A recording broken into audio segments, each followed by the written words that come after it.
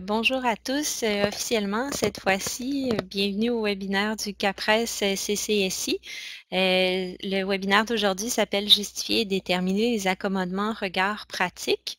Il s'inscrit dans une série de webinaires où est-ce qu'on a appelé « Collaborer pour un enseignement supérieur plus accessible » qui s'intéresse un peu plus précisément aux étudiants en situation de handicap. Donc, je suis Lucie Charbonneau, coordonnatrice du CAPRES. Avant de commencer, je vais vous donner quelques consignes techniques. Donc, tout au long du webinaire, vous serez appelé à participer, soit à partager des documents, des expériences, poser des questions. Vous pouvez le faire en tout temps dans le clavardage public qui se trouve en bas à gauche de votre écran. Seulement les panélistes et l'animateur ont accès à la caméra et au son. Donc, on ne vous voit pas, on ne vous entend pas, mais soyez assurés qu'on va lire les commentaires ou les questions dans le clavardage public. On a également fait le tour des questions qui ont été posées lors de l'inscription. Plusieurs personnes nous ont posé des questions, puis on va essayer d'y répondre tout au long du webinaire d'aujourd'hui. Voilà, les présentations PowerPoint seront disponibles après, le webinaire, dans le fond. Vous allez recevoir un lien par courriel. Vous allez recevoir également un lien vers la vidéo du dernier webinaire qui est maintenant disponible. Donc, le CAPRES s'adresse principalement aux professionnels, aux conseillers, aux intervenants. C'est notre public cible, ce sont nos relayeurs dans les cégeps et dans les universités. Par contre, pour le webinaire d'aujourd'hui, on s'est adressé également aux enseignants parce qu'on trouvait qu'il y avait un pont à faire avec eux parce qu'il y a beaucoup de questions sur les accommodements destinés aux étudiants en situation de handicap et Alexandre vous en glissera un mot davantage tout à l'heure. Donc, on a aujourd'hui plusieurs enseignants, plusieurs gestionnaires qui se sont inscrits au webinaire. Le CAPRES travaille toujours sur le collégial et l'université en même temps. Donc, on tente de joindre des acteurs des deux milieux dans toutes nos activités. Nos deux objectifs principaux, c'est de travailler sur une vitrine, donc de faire la diffusion de connaissances et de permettre aux intervenants d'avoir aussi une interface où ils peuvent être mis en réseau entre les différents acteurs, autant les chercheurs que les praticiens, que les gens au milieu plus professionnel. Donc, c'est toujours aussi en une perspective interordre et une perspective de mobilisation des connaissances. Pour les webinaires qui s'adressent qui portent plutôt sur les étudiants en situation de handicap, cette fois-ci, cette année, on a travaillé avec le CCSI afin de vous offrir 4 webinaires sur cette thématique-là. Parce qu'on avait des intérêts communs puis des besoins communs d'informer les professionnels. Donc, on a choisi de travailler ensemble. Donc, notre animateur aujourd'hui pour la série complète, en fait, Alexandre Girard-Lamontagne, qui est enseignant et professionnel en éducation depuis maintenant 7 ans. Il se spécialise dans les difficultés d'apprentissage et d'adaptation chez les jeunes et les adultes. Il est conseiller en service adapté pour le Centre collégial de soutien à l'intégration dans un rôle de soutien-conseil pour les établissements de l'Est de la province. Il a aussi co-organisé les webinaires avec moi. C'est lui qui est allé chercher tous nos partenaires du milieu collégial. Donc, Alexandre, je passe la parole et je vous souhaite une excellente rencontre. Merci beaucoup, Lucie. J'en profite en premier lieu pour vous souhaiter une joyeuse Saint-Valentin à tous les participants et aux panélistes également. J'espère que vous avez pu profiter là, positivement de la tempête qui nous a frappé hier de plein fouet, ce qui n'est pas toujours évident. Lucie a introduit assez brièvement là, le concept des webinaires, de la collaboration entre le CAPRES et les CCSI. Je vais me concentrer sur le webinaire d'aujourd'hui qui porte sur les regards pratiques de nos 3 panélistes dans la façon de déterminer et de justifier les accommodements. Ça fait déjà plusieurs années que les CCSI, on donne de la formation par rapport à la détermination, la justification des accommodements à l'aide de notre démarche qu'on a consolidée là, au fil des années. Pour cette activité-là, on voulait vraiment emmener une perspective différente, soit les regards ou les perspectives plus terrain de la part des conseillers, conseillères dans les établissements, dans la manière de justifier, dans la manière de réfléchir la détermination des accommodements là, à partir des différents éléments d'une démarche. On a donc demandé aux intervenants, nos 3 panélistes aujourd'hui, de nous parler de situations complexes, de situations moins complexes, de situations qu'on voit fréquemment, qui vivent au quotidien, qui ont à déterminer des accommodements auprès des étudiants, à les justifier. On pense aussi que le fait que ce soit dans une perspective interordre aussi, avec Sylvain du côté universitaire et Chloé et Fanny du côté collégial, ça peut être riche justement dans la comparaison des manières de faire, dans la façon aussi d'harmoniser le tout. Donc, sans plus tarder, je vais vous présenter les panélistes d'aujourd'hui. En ordre d'apparition, en ordre de présentation, Sylvain Lemay se joindra à nous en premier lieu. Sylvain détient plus de 25 ans d'expérience de travail et d'implication sociale auprès des personnes handicapées, principalement dans l'élaboration, la gestion et la représentation de services et d'organismes de soutien, ainsi que dans la formation et la sensibilisation auprès d'instances institutionnelles et décisionnelles. Une grande connaissance de l'éducation, principalement de l'enseignement universitaire, du RIPPH, soit le réseau international sur le processus de production du handicap, du réseau de l'Office des personnes handicapées du Québec, l'OPHQ, et de l'Association québécoise interuniversitaire des conseillers aux étudiants en situation de handicap, communément appelée l'AQSECH. Elle a présenté plus de 60 conférences sur l'inclusion de la diversité étudiante à travers le Canada et l'international, en plus d'avoir de l'expérience en discussion et consultation multidisciplinaire auprès de la CDPDJ et du ministère de l'Éducation. En 2014, pour l'ensemble de son œuvre, il a reçu le premier prix du concours Mon parcours, ma carrière, organisé par 13 organisations partenaires du Comité d'adaptation à la main-d'œuvre pour personnes handicapées, le CAMO.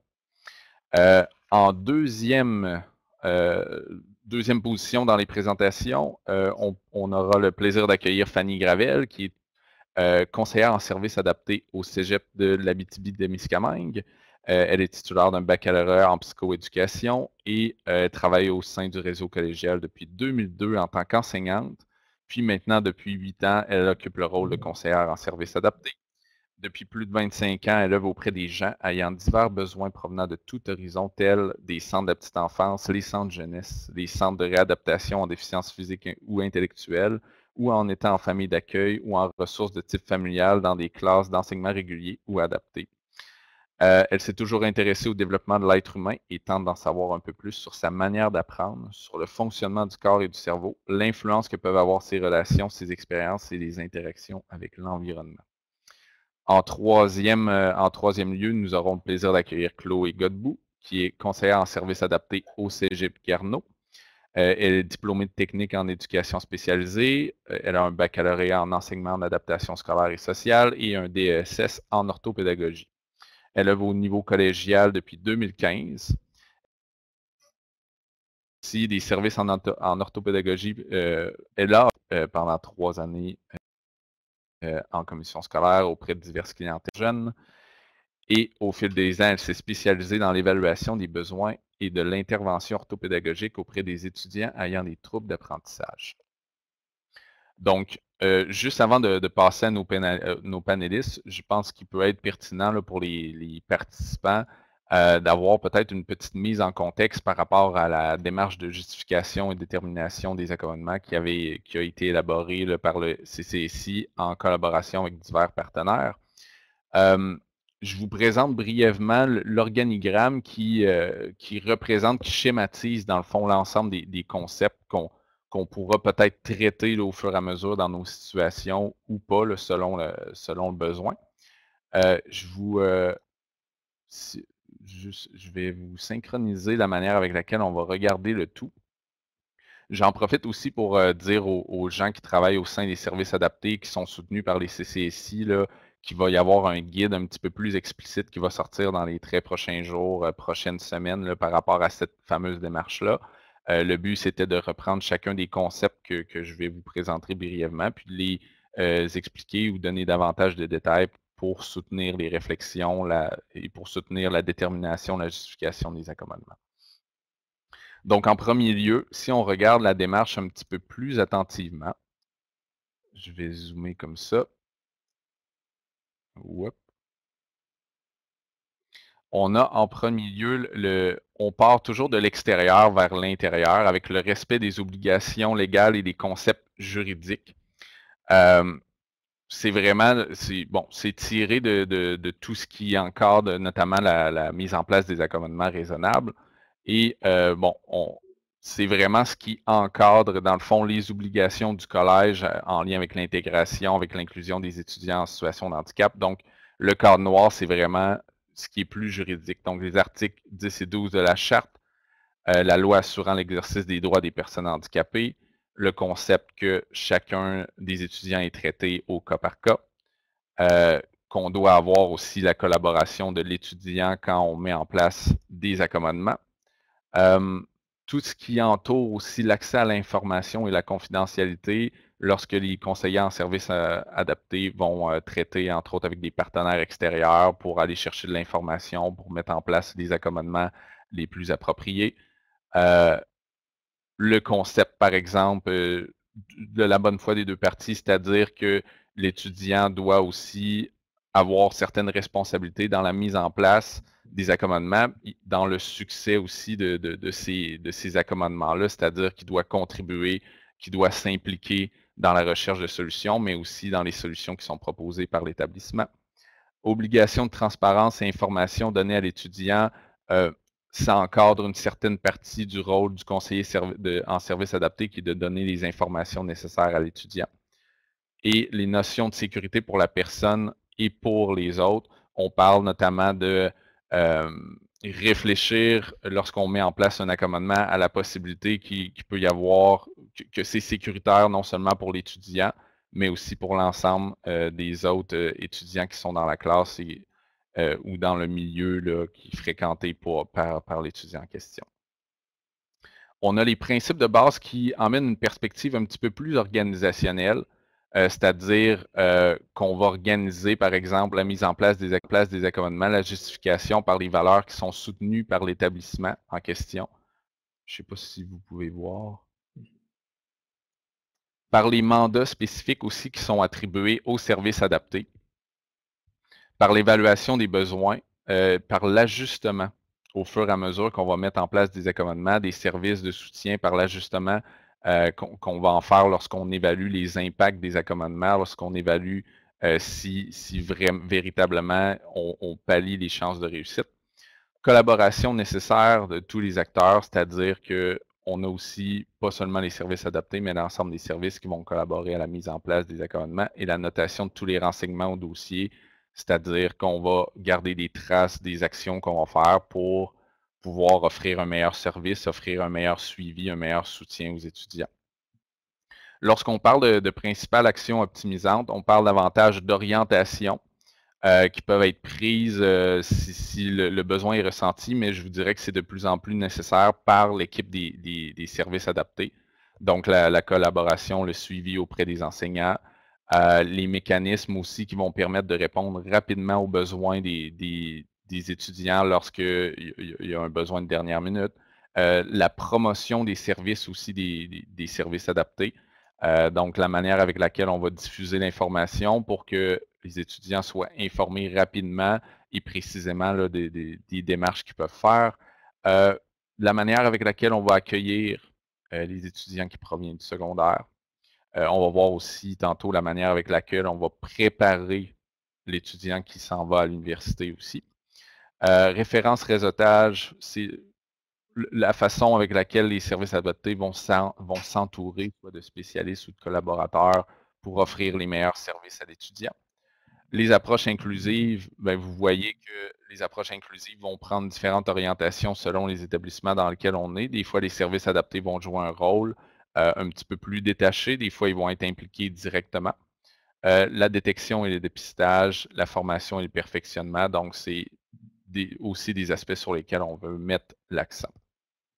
En dernier lieu, et vous voyez que c'est la partie du milieu de la démarche qui est inspirée directement là, du processus de production du handicap. Donc ici, on va vraiment déterminer les accommodements, les justifier en fonction aussi des facteurs environnementaux qui sont présents dans l'établissement d'enseignement collégial ou d'enseignement universitaire. Donc c'est vraiment l'interaction entre les facteurs qui va faire en sorte qu'on va déterminer qu'il y a bel et bien un besoin chez l'étudiant en fonction de ses caractéristiques, en fonction de ses limitations. Si on prend par exemple un étudiant qui présente une dyslexie, parce que je vais utiliser un exemple d'un étudiant qui présente une condition moins visible, une situation de handicap non visible plutôt, parce que pour ce qui est du visible, c'est peut-être plus facile à déterminer, mais lorsqu'on parle d'un étudiant qui présente une dyslexie, par exemple, qui se retrouve dans un environnement, dans une classe où il y a beaucoup de textes à lire, où ces textes-là, ils sont écrits en petits caractères, que c'est sur papier, que c'est, bon, que cet étudiant-là, à ce moment-là, se retrouve en situation de handicap à cause de sa condition. Puis, le rôle du conseiller en service adapté, ben, ça va être justement de déterminer qu'il y a une barrière à ce moment-là pour sa réussite, pour pallier ses chances de réussite. Donc, on met en place des accommodements, des services, du soutien pour l'emmener à non seulement développer ses stratégies de lecture, de prise de notes, mais aussi à lui donner des chances égales, c'est-à-dire peut-être une synthèse vocale ou une manière d'adapter en médias substituts l'ensemble des lectures pour qu'il puisse répondre aux compétences. Dans ce cas-ci, ça peut être de comprendre un texte littéraire, par exemple. Donc, les situations peuvent varier d'une fois à l'autre. C'est justement un peu ce qu'on mentionnait dans le cas par cas. Donc, c'est pour vous faire un petit tour d'horizon. Je n'ai pas la prétention d'avoir couvert l'ensemble des facteurs, bien au contraire, mais je vais laisser les panélistes nous parler justement de différentes situations, puis on pourra y revenir au besoin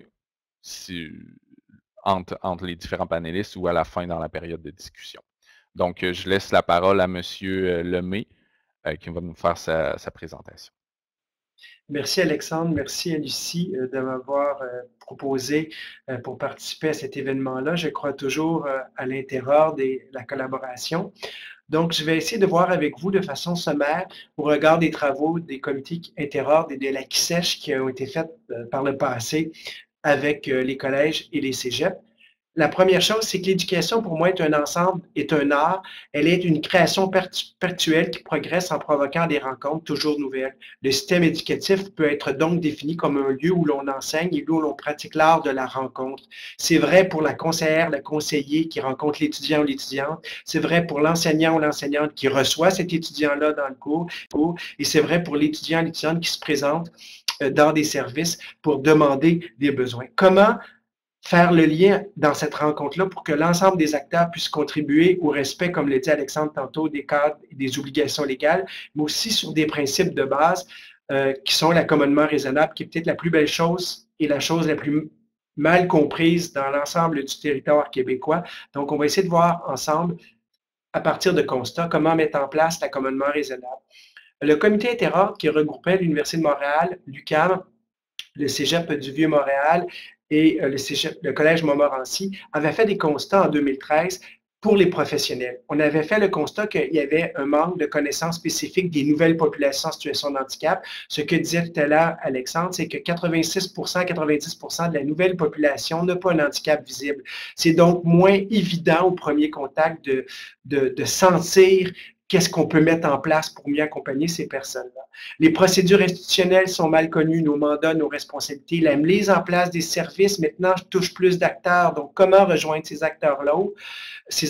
Le rôle et les responsabilités de l'ensemble des acteurs. Si avant, l'aménagement, c'était de mettre une table adaptée et d'avoir du braille, ben, je n'avais pas nécessairement besoin de la collaboration de la direction de programme ou du personnel enseignant. Maintenant, c'est le cas avec 86%, 90% de la population étudiante qui n'a pas un handicap visible. Donc, le processus de définition d'un accommodement est encore plus pertinent d'être connu de l'ensemble des acteurs. Pour les enseignants, il y avait un besoin d'approfondir que sortaient les études et les focus groups qui avaient fait le comité Interordre, qui avaient un impact des différents troubles sur la capacité de l'enseignant à valider soit les apprentissages ou même à transmettre ses apprentissages, qui avait un cycle de préparation, prestation, encadrement qui était plus pertinent chez l'enseignant que dans le passé. C'est-à-dire que si l'enseignant est au courant en amont, bien, il peut peut-être prévoir dans sa mise en place de ses cours de tenir compte de cette réalité-là étudiante, qu'il y a une contextualisation des accommodements qui doit se faire, mais également tant pour le personnel enseignant, pourquoi on dit oui là, comme conseiller ou conseillère, et pourquoi on dit non dans un autre cas qui pourrait ressembler. Donc, c'est du cas par cas, ce que nous présentait tout à l'heure Alexandre. Le coaching, tant pour le personnel enseignant, mais pour les étudiants. Puis que les enseignants avaient à cœur aussi, comme les conseillers et les conseillères, l'autonomie des étudiants. Tout ça repose sur la définition du handicap aux fins de l'application assurant la loi de l'exercice des personnes handicapées, qu'une personne en situation de handicap, une personne handicapée au Québec, ça repose sur quelque chose de très, très simple, sur des incapacités significatives et persistantes, qui fait qu'aujourd'hui, quelqu'un qui a une dépression, si la dépression est plus longue que les 6 mois, ça devient significatif et persistant. Donc, les troubles de santé mentale ont pris une grande part des statistiques qu'on peut voir maintenant dans le réseau universitaire. Pour ceux qui ont fait le webinaire du mois dernier, j'avais présenté ces statistiques-là. On voit bien qu'il y a une croissance, que la ligne bleue pour le handicap visible, elle est à peu près stable au cours des dernières années, mais que la ligne rouge, handicap non visible, est en progression. En 2017-2018, pour l'UQAM, ça représentait 2064 étudiants. Et pour le réseau universitaire, ça représentait 16 304 étudiants. Et on pourrait dire entre 80 et 90% de ces étudiants-là sont issus des nouvelles populations en situation de handicap. Donc, le personnel enseignant est beaucoup plus interpellé maintenant par la mise en place des accommodements raisonnables qu'il ne l'était dans le passé. On pouvait même dire qu'il y a une année clé dans le réseau universitaire, c'est à peu près à partir de 2010-2011 qu'on a vu une coupure pour une croissance beaucoup plus vers le handicap non visible. Dans les cégeps, on pourrait peut-être voir, corrigez-moi Fanny ou Chloé, que cette différence-là est peut-être de 2 à 4 années précédentes avec ce que nous, on a connu dans les universités. Donc, voilà. Ce qui amène cette réalité-là des nouvelles populations en situation de handicap, c'est qu'à l'atteinte du droit à l'égalité, il y a des obstacles qui sont souvent rencontrés. Il y a une méconnaissance. Il y a une méconnaissance qui amène aussi des préjugés. Comme le handicap n'est pas apparent, on va peut-être moins être empathique au premier contact. Il y a une méconnaissance de l'obligation juridique d'accommoder. Plus la personne a l'air en santé, moins on comprend qu'elle a besoin de temps supplémentaire, ou moins qu'on comprend qu'elle a peut-être de l'anxiété, mais que ce n'est pas de l'anxiété de performance, mais que c'est un trouble anxieux, qu'il y a un manque d'ouverture et de souplesse la plupart du temps, et qu'il y a une mauvaise évaluation des besoins, parce qu'on avait tendance, en 2010, quand les travaux ont commencé jusqu'en 2013, à faire un coller-copier. Donc, on fait oui, tel étudiant, c'est ça, alors que ce n'est pas ça. Et qu'il y a un obstacle de nature systémique dans l'organisation des services. On n'était pas prêt, à partir de 2013, à peut-être faire face à autant de besoins d'accompagnement dans l'organisation, la planification, dans l'accompagnement à l'écriture, l'accompagnement à compenser la situation de handicap par les outils technologiques. Et ça, ça a un impact. Tout le monde connaît cette diapositive-là, la caricature. Qu'en toute justice, l'examen est le même pour tout le monde. Veuillez grimper à cet arbre. La diversité étudiante, elle se compare là par la réalité des animaux aussi présents. Donc, qui dit nouvelle population en situation de handicap dit un impact concret sur l'évaluation de ces apprentissages-là. Et ça, c'est la passation des examens. C'est vrai dans le réseau universitaire, mais c'est vrai dans les collèges, dans les cégeps, c'est vrai dans l'ensemble de l'enseignement supérieur. Et c'est là que c'est important de mettre le coup sur l'enseignement supérieur et ne pas diviser cégep-université parce que c'est la même réalité. Donc, de quoi on parle? On parle d'égalité et d'équité. Et là, souvent, l'argumentaire qu'on entend de la part des acteurs, c'est « Monsieur Lemay, l'accommodement que vous proposez n'est pas équitable. » L'équité, ce n'est pas l'égalité des chances, ce n'est pas la possibilité de démontrer son potentiel réel. L'équité, c'est beaucoup plus proche de l'égalité réelle, c'est-à-dire, pour citer Alexandre tantôt, je rajouterai une phrase, c'est la possibilité d'un étudiant ou une étudiante de démontrer son potentiel réel. Et pour faire face à ça, cette personne-là, pour rencontrer l'équité, a le droit à des mesures d'accommodement. Quelles sont ces mesures d'accommodement-là? C'est ce que je vais essayer de vous expliquer, mais les gens qui aiment le panneau stop parce qu'on leur dit que le panneau stop, c'est simple, monsieur Lemay, on arrête, on n'a pas à aller plus loin. Le principe d'accommodement raisonnable, bien, il est à définir par chacune des situations rencontrées, par chaque individu qui va composer la demande d'accommodement. Donc aujourd'hui, je vais vous donner des lignes, mais il n'y aura pas de principe autre que des fois on dit oui, des fois on dit non. Mais pourquoi, pour un conseiller ou une conseillère, on est capable de dire oui ou dire non, que le principe d'accommodement raisonnable, bien, il se joue au cœur du conseiller et de la conseillère qui reçoit l'étudiant, parce que c'est l'intervenant pivot qui va avoir les pièces justificatives pour déterminer les accommodements raisonnables, qui va être capable après de transmettre auprès du personnel enseignant les lignes directrices pour dire voilà, on devrait aller vers ça pour que cette étudiante-là ou cet étudiant-là puisse rencontrer son potentiel réel. Rapidement, mais ça va dans le lien de ce qu'Alexandre a présenté. Il y a d'abord une cueillette d'informations à l'aide de différents documents qui va d'abord expliquer la santé physique, psychologique, puis identifier les forces, les difficultés, les déficiences et le financement et le soutien et en milieu de vie. Qu'est-ce que l'étudiant ou l'étudiante a peut-être chez lui? Est-ce qu'il est déjà suivi par un psychologue à l'externe? Donc, est-ce qu'on peut travailler en complémentarité? Est-ce qu'il travaille déjà avec les CLSC? Est-ce qu'il les travaille déjà en privé? Sinon, qu'est-ce qu'on peut offrir? L'évaluation des besoins, c'est le rôle du conseiller et de la conseillère. Identifier les ressources personnelles de l'étudiant, de l'étudiante, ses forces, ses faiblesses, comme je l'ai dit, mais les difficultés en lien avec sa situation de handicap. Puis on pourrait rajouter à ça, avec le parcours dans lequel vont s'inscrire la démarche d'études collégiales ou universitaires qu'il entreprend. Facteurs environnementaux, ce que disait Alexandre tantôt, au milieu collégial. Est-ce qu'il va y avoir des stages? Est-ce qu'il y a une compétence du français à atteindre s'il va vers le TECFE, qui est un brevet d'enseignement qui va être évalué par le TECFE, on va en parler un peu plus tard. Tout ça, ça va vers un parcours pour un plan d'action avec des aménagements. On parle d'aménagement à un milieu universitaire parce que l'accommodement, pour nous, c'est l'obligation légale qui vient qu'en dernier recours. Donc, si on est dans le processus de production de handicap, c'est qu'on met sur la collaboration des directions de programme, des enseignants, vers des aménagements académique pour permettre à l'étudiant de rencontrer les principes de l'accommodement raisonnable. Si le personnel enseignant n'est pas confortable avec les aménagements, on va faire valoir que l'accommodement raisonnable repose sur certains principes que je vais vous faire part dans quelques instants. Tout ça, c'est les fonctions développées par le guide de l'accompagnement du conseiller et des conseillères, fait par la CISEJ que nous présentait tout à l'heure Alexandre. Je vais m'attarder à 3 cercles: l'analyse des besoins, l'identification des mesures d'aide, puis évaluation de l'efficacité de ces mesures d'aide dans le temps du parcours universitaire. Pour ce faire, bien, le conseiller, il y a une perspective macro du parcours de l'étudiant. Les défis rattachés au choix de programme. Tu t'inscris dans tel programme, est-ce que là, tu penses à cette première session-là, mais est-ce que tu penses à la finalité du programme où il va y avoir des stages? Comment, toi, tu anticipes ces stages-là ou la réalisation de ces stages-là? On part du principe que l'étudiant, je ne peux pas juger du parcours dans lequel il s'inscrit, mais mon rôle, c'est de lui faire part des défis que moi, comme professionnel, je vois venir parce que lui n'a peut-être pas une finalité du programme. Donc, voilà, si tu pars à Cuba qui était en fauteuil roulant, bien, l'agent de voyage, on va parler de Cuba parce qu'après la tempête de neige, je pense que l'ensemble des participants aujourd'hui, on voudrait tous être au bord de mer, a le devoir de dire, bien, la chambre, elle est adaptée ou elle est accessible. La plage, il y a un plan d'accès pour personnes en fauteuil roulant, il n'y en a pas. Il y a des menus adaptés, il y a des menus végétariens. Plus l'étudiant ou l'étudiante est informé, plus il est capable de prendre un choix clair et éclairé d'une décision. Les pièces justificatives à déposer par l'étudiant, le conseiller et la conseillère ne doit pas craindre d'en demander.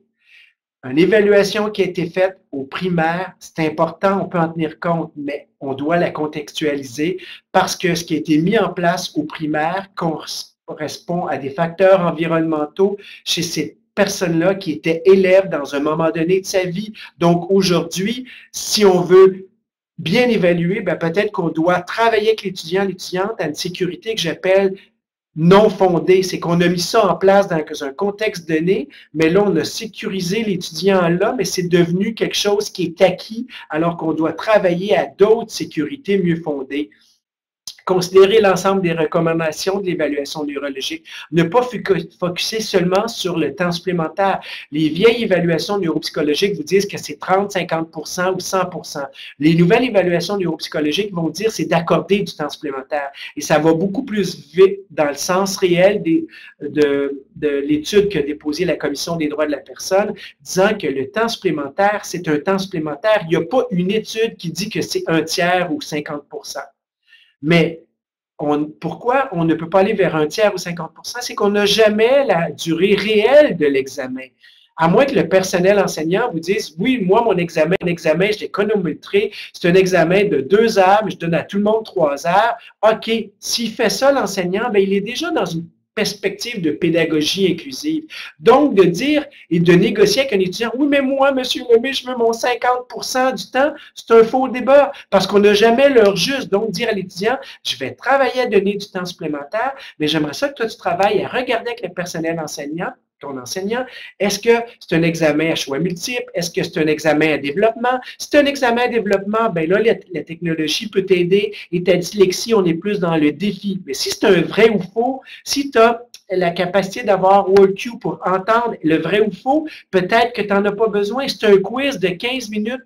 L'enseignant veut évaluer que tu as fait la lecture. Si tu as fait la lecture, c'est un vrai ou faux. Est-ce que c'est un vrai ou faux piège? C'est un vrai ou faux juste pour s'assurer que tu as fait la lecture. Tout ça, on doit en tenir compte. La prise de notes, est-ce que c'est nécessaire aujourd'hui? Parce qu'on peut enregistrer le cours. À l'université, on a accès à Moodle. Les enseignants donnent accès à leurs notes de cours, ils donnent accès à leur PowerPoint, ils donnent accès à des recueils de textes. Est-ce que la prise de notes est encore pertinente? C'est important. Si on peut enregistrer le cours, on est dans le principe de l'accommodement raisonnable. Renforcer les stratégies compensatoires par du tutorat personnalisé, en particulier en technologie adaptée. Il n'est pas rare de voir un étudiant dire « Oh oui, j'ai WordQ, mais je ne l'utilise pas. J'ai Antidote, mais je ne l'utilise pas. » Bien, peut-être que tu devrais l'utiliser parce qu'on peut faire un gain d'efficacité. Donc, ce n'est pas parce qu'on a évalué ça que les outils n'ont pas été utilisés à leur plein potentiel. Se rappeler du mandat de notre établissement, du mandat des services sociaux, en particulier que les CLSC peuvent accompagner en tutorat, en soutien psychologique par des travailleurs sociaux, certaines choses qui ne sont pas nécessairement une obligation du collège ou de l'université. Tant mieux si votre structure de service permet d'avoir du soutien psychologique, mais ce n'est pas tous les établissements. Donc, il faut tenir compte de ce qui peut être fait à l'université, au collégial, au cégep, mais également dans les mandats des services sociaux, qu'on a une obligation de moyens, mais pas de résultats. La seule chose qu'on doit se poser comme question, c'est est-ce que comme conseillère ou comme conseiller, j'ai vraiment mis en place des outils pour que l'étudiant, mais qu'elle n'arrive pas à rencontrer les exigences académiques, on doit travailler à rencontrer les exigences académiques, on doit travailler un plan B, c'est est-ce que le plan d'intervention que j'ai fait, on doit le réquestionner, puis au final, peut-être de travailler avec un conseiller ou une conseillère en orientation pour dire malgré tout ce qu'on a mis en place, on n'arrivera pas à compenser les incapacités de l'étudiant. Et ça, c'est un processus sur un long terme, mais qu'on doit préparer en amont à des défis qu'on voit venir. Mais on ne peut pas juger du projet d'étude avant même qu'on a mis en place les moyens. Et ça, souvent, on va entendre ça de la part des établissements ou du personnel enseignant, mais cette personne-là ne va pas travailler dans le domaine. On n'a pas, nous, à juger ça. Nous, on a à démontrer qu'il va avoir eu, hors de tout doute, les moyens pour rencontrer les exigences du programme. Miser sur l'approche inclusive et non adaptative. Pourquoi? Parce que si on est dans le processus de production de handicap, on est dans un modèle social du handicap, on n'est plus dans le modèle médical où on parle d'adaptation, on parle d'inclusion. Si on parle d'inclusion, c'est que la direction de programme, l'enseignant ou l'enseignante a des obligations qui sont les mêmes à rencontrer dans sa pédagogie pour faire face à l'idée de la diversité étudiante et non plus du modèle que des étudiants handicapés dans le cadre des cours. Un accommodement et un handicap, les principes généraux, bien, une norme et une apparence neutre peut devenir discriminatoire dans certains cas. C'est tout le principe que je disais tantôt, quand le personnel enseignant va nous dire, mais oui, mais monsieur Lemay, c'est pas équitable ce que vous proposez parce que pour les autres étudiants. ben, l'équité, c'est de déroger à une norme unique. C'est une évaluation des capacités du candidat, de la candidate, de l'étudiant, de l'étudiante, au cas par cas. Des fois, on va dire oui, des fois, on va dire non. L'employeur, dans ce cas-ci, le service aux étudiants en situation de handicap, a l'obligation d'offrir des moyens pour pallier le handicap et de prendre certaines précautions pour s'assurer que l'employé bénéficie du droit égal d'accès aux examens de pré-embauche. Dans ce cas-ci, ça serait les examens que nous, on met en place. Qu'est-ce qu'on fait pour évaluer les capacités de cet étudiant-là dans le cadre des cours? En principe, c'est quoi? Bien, l'accommodement peut signifier rendre accessible un poste de travail, permettre une forme de soutien technologique. Je ne l'ai pas mis parce que l'article 10 de la Charte des droits ben, ne le définit pas. On parle de moyens pour pallier le handicap, ce qui est très brillant de la part du législateur. Offrir du temps supplémentaire, diviser l'examen, mais on ne quantifie pas non plus, c'est un quart, une demi, un tiers, c'est de répondre à un besoin de temps. Et juste pour vous dire qu'à l'université, actuellement, à l'UQAM, on gère 5000 passations d'examen par session et la moitié de ces examens-là, dans 15 semaines, le temps supplémentaire n'est pas utilisé. Donc, est-ce que je réponds réellement à un besoin de l'étudiant ou je recrée quelque chose qu'on a mis en place tardivement et je continue à faire une fausse sécurité, alors que ce que je devrais faire, c'est de travailler avec l'étudiant, l'étudiante, à dire non, tu n'utilises pas ton besoin, c'est du tutorat dans la préparation de tes examens, non pas du temps supplémentaire. Donner accès à un examen en classe. Donc, si l'enseignant te dit, ben moi, je fais un examen de 2 heures, ben, je donne à tout le monde 3 heures parce que la plage horaire dure 3 heures. Si tu t'assois devant le cours, je vais te permettre de t'isoler avec ta musique. Je ne vais pas te pénaliser pour ton français. Même si tu as une dyslexie, moi, ce que je vais évaluer, c'est des apprentissages. On est dans la pédagogie inclusive. Si l'étudiant ou l'étudiante dit, oui, mais moi, je préfère un local semi-isolé, l'accommodement raisonnable, je lui donne du temps supplémentaire en classe, je lui donne la possibilité de s'asseoir face à un mur, de s'isoler avec un casque ou de la musique. On est dans un principe d'accommodement. Donc, je viens de changer une pédagogie chez l'enseignant qui, lui, avait toujours l'idée de retirer de l'étudiant ou l'étudiante de la cour. Et je dois travailler avec l'étudiant maintenant à une nouvelle sécurité parce que lui, ça le déstabilise. Mais on est toujours dans le principe de l'accommodement raisonnable.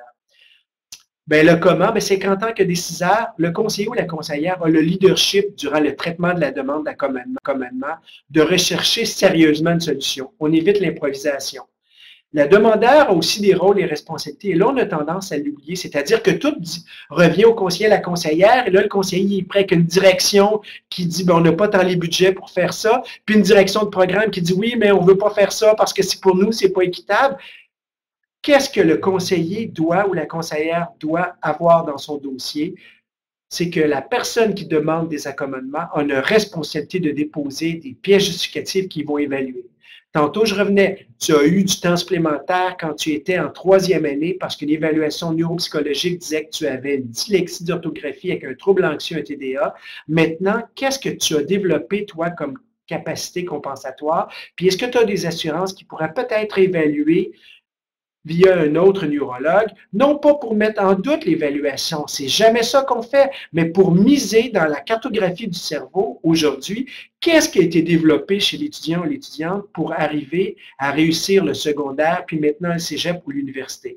On n'a pas légalement l'autorité de demander une nouvelle évaluation, mais on peut fortement demander à dire qu'il y a un bienfait, tant chez la personne qui est en situation de handicap, de dire, ben, j'ai souvent été élevé juste dans l'idée que j'étais une dyslexie, puis là, je réalise que j'ai d'autres forces, parce qu'un TDA, ça vient avec de la créativité, ça vient avec de l'imagination, ça vient avec de l'hyperactivité, que quand c'est bien cerné, si je travaille avec cet étudiant-là, à mettre l'accent sur ça, avec le personnel enseignant, j'ai beaucoup plus un gage réussite que de donner du temps supplémentaire si je peux l'accompagner avec un tuteur ou une tutrice qui va dire, ben, ta planification, elle va t'aider à rencontrer le temps supplémentaire que tu pensais avoir besoin parce que mieux tu étudies, moins tu es anxieuse, mieux tu es capable de répondre aux examens.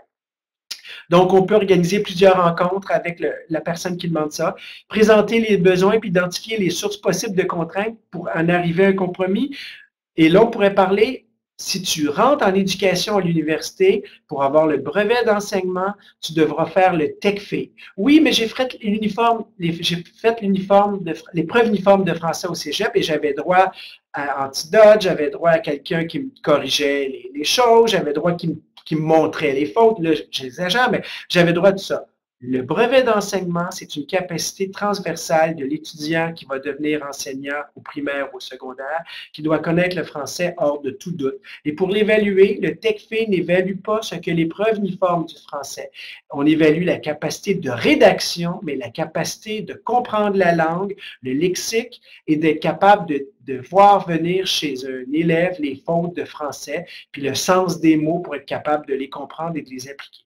On ne peut pas, lors de l'évaluation du TECFE, accorder autre chose que du temps supplémentaire, accès à un local isolé, un ordinateur dans certains cas. Mais je ne peux pas offrir antidote ou un corrigé. Et là, les personnels enseignants vont être contents parce qu'on est dans l'iniquité. C'est-à-dire, si je donne un logiciel qui donne les réponses quand je pose, peux-tu me dire la faute dans la phrase que je te donne là? Ben, Antidote, il va la donner, la faute. Donc, je ne peux pas donner accès à ce logiciel-là. Par contre, dans le bac en enseignement, si l'étudiant est dans un cours de pédagogie, je peux, durant les examens, autoriser légalement Antidote, le temps supplémentaire, et de demander de ne pas pénaliser le français, pas pour les travaux de fin de session, mais pour les examens, si l'étudiant ou l'étudiante décide de faire l'examen en classe. Je suis dans le principe d'accommodement. Pourquoi? Parce que ce cours-là ne veut pas évaluer le français dans le cadre de l'examen, il veut évaluer une pédagogie du cours. Par contre, les travaux de fin de session, l'étudiant sera corrigé au même titre que les autres parce qu'il aura du temps supplémentaire pour faire le travail à la maison, puis il aura les outils nécessaires pour rencontrer et compenser sa situation de handicap. Donc, Monsieur oui, Lemay, il me reste combien de temps? en mesure, oui, de prendre peut-être 3 minutes là, pour terminer, là, Oui. pour laisser la place au... Pas de problème. Donc, pour le professionnel, on doit être professionnel. Ça, tout le monde l'est d'abord. C'est traiter la demande de façon objective, sans nos préjugés. Préférable de distinguer la demande d'accommodement comme l'appréciation professionnelle du demandeur. Est-ce que c'est vraiment un besoin ou c'est la préférence de la personne? Oui, mais moi, je préfère un local isolé. Oui, mais ce n'est pas ça qui est dans l'évaluation. On doit traiter à la demande de bonne foi. On mise sur la personne qui fait la demande et on en tient compte qu'il est de bonne foi dans sa demande et on essaie de travailler avec lui. Rien n'est plus puissant qu'une idée venue. J'ai mis des références ici. Le site de Google qu'on va présenter, mais vous pourrez le voir, vous, parce qu'il va être envoyé par Lucie. Pour l'ouvrir, c'est des capsules réalisées par le comité interordre qui présentent les défis des nouvelles populations en situation de handicap. C'est des questionnaires que vous pouvez poser aux étudiants qui peuvent vous aider à mieux rencontrer les forces et les faiblesses, mais déterminer qu'est-ce qui est du domaine de l'étudiant, mais qu'est-ce qui est du domaine de la situation réelle de handicap. La construction identitaire d'une personne handicapée touche plusieurs strates de ça. Et des fois, c'est difficile, mais de miser que dire, moi, mon rôle, c'est que tu sois plus autonome quand tu vas intégrer l'emploi. Donc, je ne veux pas te rendre plus inquiète dans ce que je veux te retirer, mais je veux t'accompagner par des meilleurs outils pour que tu sois une personne plus autonome dans ta totalité. Les cadres de référence de la commission, certains rapports, et c'est le lien que je vous inviterai à aller voir sur lequel on a déposé tous les travaux interordres, les capsules, tant pour le personnel enseignant que pour les conseillers ou les conseillères en situation de handicap. Voilà. C'est bon, Alexandre? Merci beaucoup. Oui, c'est parfait. Merci beaucoup, Monsieur Lemay. On voit, il y avait une question là, qui a été posée au tout début, là, qui juste pour retrouver la question en particulier, un participant qui vous demandait, une participante plutôt, qu'est-ce qu'un intervenant pivot? Je pense que vous avez commencé votre présentation, puis vous me corrigerez si je me trompe, là, mais juste en parlant d'une manière d'imager un peu le conseiller en service adapté qui est un pivot en différentes ressources pour déterminer les C'est la même chose. L'intervenant pivot, pour excellent. moi, c'est le conseiller ou la conseillère aux étudiants en situation de handicap qui, elle, va travailler avec la direction de programme, qui peut travailler avec l'enseignant, parce qu'on est là aussi pour le personnel enseignant, pour leur dire, voilà, la demande que je vous propose, elle est peut-être plus longue, mais au final, voilà les obligations, autant lui que vous, et au final, l'établissement doit rencontrer. Donc, l'intervenant pivot, comme vous l'avez bien présenté, Alexandre, c'est le mandat institutionnel, collégial ou universitaire, c'est la Charte des droits, c'est la loi assurant que le conseiller ou la conseillère connaît bien et qui va le mettre en pratique. Parce qu'au final, si l'étudiant ou l'étudiante décide d'être accompagné de l'Office des personnes handicapées par une conseillère ou un conseiller, ben, il va y avoir dans le trio une conseillère qui fait le même travail que nous, mais qui vient de la loi sur l'exercice du droit.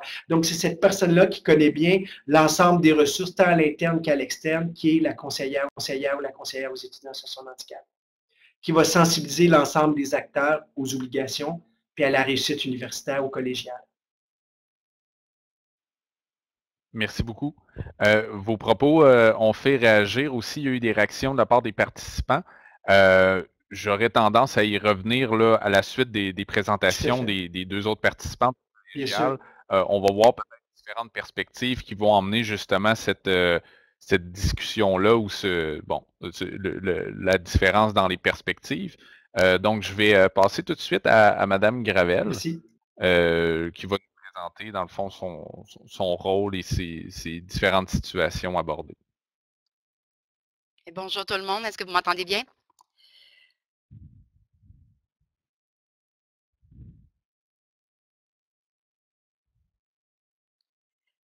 Donc, est-ce que c'est vous qui allez amorcer le PowerPoint? Parfait, merci. Alors, bonjour, je suis conseillère en services adaptés au Cégep de l'Abitibi-Témiscamingue à Rouyn-Noranda. Donc, aujourd'hui, je voulais vous parler un petit peu de comment je fonctionne et quelques expériences là, vécues qui m'ont demandé de justifier ou d'expliquer ma justification. Donc, je commence d'emblée en disant que c'est des situations que j'ai vécues, c'est probablement pas les seules façons d'y répondre. Puis, j'ai pas la science infuse non plus parce que c'est pas simple. On doute toujours ou on se questionne beaucoup. Mais dans le fond, c'est d'avoir une approche ou une démarche qui est la même pour tout le monde. Donc, on peut être plus sûr là, de nous et de s'assurer que ça soit équitable pour tous. Donc, ma présentation, c'est de vous parler un petit peu des étapes qui vont nous conduire à l'élaboration du plan. Monsieur Lemay a bien dressé la table, donc je vais pouvoir sauter quelques étapes par rapport à ça.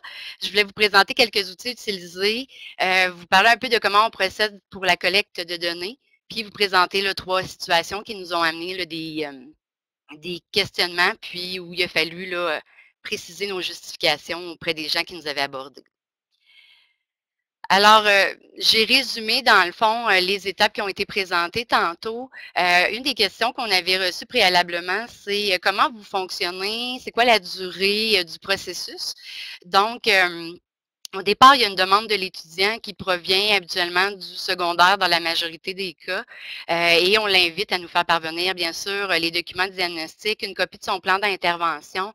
J'ai la possibilité d'aller consulter aussi les résultats qu'il y a eu au secondaire. Fait que ça peut m'aider aussi à savoir dans quelle discipline ou matière il y a des forces et où est-ce qu'il y a peut-être rencontré plus de défis. On utilisait un questionnaire maison. Maintenant, on utilise l'autoportrait en ligne Appel qui a été proposé par le CCSI. Puis, ça fonctionne très bien. On demande aux étudiants de le compléter avant notre rencontre pour qu'on puisse le lire. Et ce qui fait en sorte que ça réduit un peu le temps d'entrevue préliminaire parce que au départ, toutes ces questions-là, on devait les poser en rencontre avec l'étudiant. Donc, ça pouvait prendre facilement 30 minutes. Mais si on a eu la chance de les lire préalablement, bien, on peut ressortir les éléments qui nous restent à questionner, préparer l'entrevue qu'on va avoir là, dans quelques jours. Donc, je pense que c'est facilitant là, comme ça. Bien sûr, on lit les documents, les résultats académiques, c'est des indicateurs, c'est pas un élément qui fait en sorte que, bon, si tu n'as pas réussi ou que tu en as réussi un cours, que tu n'auras pas de mesure là, pour une matière similaire ou collégiale, mais c'est plus de nous donner une idée là, des forces de l'étudiant. Bon, on prépare la rencontre, on réalise l'entrevue. L'entrevue va souvent se faire à notre bureau avec l'étudiant. Parfois, il vient accompagné d'un parent, de ses parents, d'un ami. Des fois, c'est l'intervenant. Si on n'a pas la possibilité de rencontrer la personne directement, l'entrevue peut se faire par téléphone ou par Skype, dépendamment là, de la réalité. Il ne faut pas oublier qu'on est en région, puis parfois, en juin, les étudiants sont encore à l'école et si on veut préparer leur rentrée pour l'automne, ben c'est le fun d'avoir déjà quelques indications sur leurs besoins. Donc, on essaie d'utiliser les stratégies qui sont disponibles. On tente à travers tout ça, bon, de mieux connaître l'étudiant, puis on l'invite à nous parler de lui. Donc, c'est quelque chose qui, au départ, j'avais tendance à apporter des questions plus dirigées. Puis maintenant, je lui demande de lui parler de lui, de son parcours, de comment il trouve que sa situation, dans le fond, a des impacts sur ses apprentissages. C'est quoi les stratégies qu'il a essayées? C'est quoi les stratégies qui ont fonctionné? Pourquoi il a abandonné celles qui n'ont pas fonctionné? Donc, j'essaie de voir un petit peu là, avec lui tout le volet stratégie. Donc, c'est vraiment aidant aussi à ce moment-là, puis de parler des forces et de voir comment l'étudiant se connaît. Puis on voit une différence aussi dans, c'est-tu un nouveau diagnostic qui est apparu 5e secondaire? Est-ce que c'est un étudiant qui avait déjà débuté le collégial, puis finalement il y a un trouble de santé mentale qui vient d'être diagnostiqué? Est-ce que c'est un adulte qui, suite à un accident, doit effectuer un retour aux études? Donc, il y a plusieurs éléments qui vont faire en sorte que la personne qu'on rencontre se connaît bien, vit bien avec sa situation, puis est capable de se décrire, versus doit faire des deuils, doit apprendre sa nouvelle réalité, ses forces, essayer de se découvrir. Puis il y a aussi ben, la personnalité de la personne. Est-elle introvertie, extravertie? Est-ce que c'est facile pour elle de communiquer avec nous puis d'exprimer tous ces aspects-là? Est-ce qu'elle avait déjà aussi réalisé certaines lacunes ou défis ou qu'il y avait un pattern qui existait dans sa façon de faire face aux défis? Donc, c'est en gros comment ça fonctionne lors d'une rencontre, mais ça explique aussi pourquoi parfois une rencontre peut se faire relativement rapidement. En 1 heure, on a peut-être tous les paramètres, le plan signé, tout ça. Puis que dans d'autres situations, on va peut-être avoir besoin de 2 rencontres, d'un peu plus de temps, parce qu'on a eu des éléments qui ont été nommés la première fois, puis qu'on va devoir aller revalider ou questionner là, pour nous aider à trouver les bonnes solutions et les bons moyens. Donc, vous avez présenté tantôt là, justement l'organigramme qui est vraiment, moi je l'appelle notre patinoire en fait, parce que je trouve que c'est des bandes, qu'on est dans un aréna avec les contextes légaux. Ensuite, les moyens qu'on s'est mis en place, puis le joueur, bien, il est au cœur de la patinoire avec sa réalité, ses expériences, son passé. Fait que probablement qu'en Abitibi, on joue beaucoup au hockey, mais pour moi, ça me fait vraiment penser à ça. Donc, on tente d'en tenir compte, puis cet élément-là aussi nous fait réaliser dans les principes de base, puis dans les éléments qui sont facilitateurs, on est un peu victime aussi de notre structure organisationnelle ou des services disponibles. Puis, quand un étudiant, mettons, avait des mesures d'aide dans un autre établissement puis qui provient, ça se peut que je n'ai pas les mêmes ressources, les mêmes services ou que ce n'est pas outillé de la même façon. Donc, il y a ça aussi qu'on doit prendre en compte. Puis, le travail de collaboration. C'est tous les membres du cégep, dans le fond, sont des partenaires, des collaborateurs à différents niveaux. De la personne qui va nous donner un coup de pouce à ajuster la hauteur d'une table, à l'agent de bureau, à la réception qui répond à plein de questions pour un étudiant anxieux, par exemple. Bien, tout le monde a un rôle à jouer. Puis c'est ça qui est beau aussi, puis c'est cette collaboration-là qui nous aide, je pense, à être des bonnes personnes pour soutenir les étudiants. Des outils, en fait, je fais beaucoup référence au CCSI qui a développé vraiment là, un site Internet qui nous permet d'aller chercher différents outils. Il y en a qui sont disponibles pour tous, il y en a qui sont disponibles pour les intervenants particulièrement. Bien sûr, le CAPRES. Donc, je voulais juste vous nommer qu'il y a beaucoup d'informations par rapport à la détermination de besoins, mais aussi des outils pour nous aider à comprendre les difficultés des étudiants selon les différentes problématiques, mais aussi par rapport à comment nous faire notre travail, puis pouvoir nous aider à répondre aux questions qui nous sont amenées. Donc, je vous parlais tantôt qu'au fil du temps, j'ai changé un petit peu ma façon d'aborder. Fait que là, c'est plus une discussion avec l'étudiant, c'est moins des questions dirigées. Mais aussi, je pose des questions sur sa motivation. C'est peut-être pas une question que j'avais le réflexe de poser au début là, de ce poste-là. Parce que je me rends compte que ça fait une différence. Tu viens parce que tu te sens obligé, parce que tu as vraiment choisi, parce que tu as envie de faire ce que tu fais, parce que tu ne sais pas du tout encore dans quoi tu vas aller. Je trouve que ça apporte une implication différente de l'étudiant par rapport à ses études, par rapport à à sa mobilisation, justement, là, et comment il va se mettre en action pour jouer son rôle d'étudiant, son métier d'étudiant. Sa perception de sa condition, comme je vous disais tantôt, c'est-tu nouveau pour lui ou pas? Puis vraiment poser plus de questions sur ton réseau, qu'est-ce qui est là pour t'aider? Parce qu'on a des étudiants qui sont ici, ça va être la première fois qu'ils vont être en appartement. Ils sont loin de leur famille. Tous leurs amis sont dans un autre cégep, puis lui, il est tout seul ici. Bien sûr, il y a tout le temps tout l'aspect de la transition, de l'intégration qui arrive là, avec la première année collégiale. Mais je trouve que ça fait ce sont des éléments vraiment à prendre en compte. Est-ce que tu as accès à un ordinateur chez toi? Est-ce que tu as du réseau Internet chez toi qui vont te permettre d'aller consulter les documents que le professeur a déposés sur Léa? C'est souvent des éléments qu'on prend pour acquis que tout le monde a, mais ce n'est pas toujours le cas. Donc, je trouve que ça nous aide aussi à les identifier et pouvoir tout de suite donner des ressources à l'étudiant qui va nous dire plus tard, ah ben c'est à cause de mes limitations que je n'ai pas réussi. Mais dans le fond, c'est peut-être pas ça, c'est que tu n'avais pas certains outils, puis on n'a pas pensé de te dire où tu pouvais les trouver au collège. Donc, c'est un peu ça. 3 petites situations. En fait, même diagnostic, mesures différentes. Je rencontre un étudiant avec sa mère. Dans la discussion, la mère me mentionne bon, qu'elle a 2 enfants. Le fils qui est avec nous, qui a un TDAH, et sa fille qui a une année de plus que TDAH. Elle fréquente présentement un autre établissement. Puis, à la fin de la rencontre, quand on signe le plan, elle dit, ben, je comprends pas. Les mesures que vous proposez à mon fils ne sont pas les mêmes que celles que ma fille a reçues, puis je trouve pas ça juste. Puis pourquoi vous êtes arrivé à cette décision-là? Donc, en gros, elle me nomme que dans un autre cégep à l'extérieur de la région, 50% plus de temps, ordinateur, logiciel de soutien, local, et il y a peut-être d'autres éléments aussi. Mais moi, ma conclusion, c'était 33% plus de temps avec la possibilité d'aller dans un local avec moins d'étudiants, puis un soutien à la prise de notes. Ce que j'ai mentionné à la mère, en fait, en gros, c'est que bien sûr, un diagnostic, c'est un critère d'admissibilité, mais ce n'est pas la seule variable à considérer. Et bien que plusieurs personnes peuvent avoir un diagnostic semblable, ça peut se vivre à des intensités différentes, les manifestations peuvent être différentes. On a des gens TDAH qui sont plus anxieux versus d'autres que c'est plus au niveau de la planification puis de la gestion du temps. Il y en a d'autres que ça va être plus au niveau de la structure des idées. Donc, j'ai essayé d'amener ça, puis en discutant avec elle, j'ai demandé aussi, est-ce que vos 2 enfants sont pareils à la maison quand vous leur demandez de faire les tâches? Est-ce que votre fille et votre fils vous répondent de la même façon?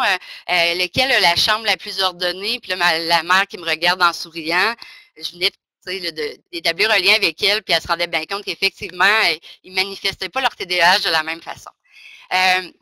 Les informations disponibles, ce que j'avais eu du médecin et tout ça, il n'y avait rien qui me mentionnait qu'il y avait des troubles associés directement à l'écrit ou des défis par rapport à ça.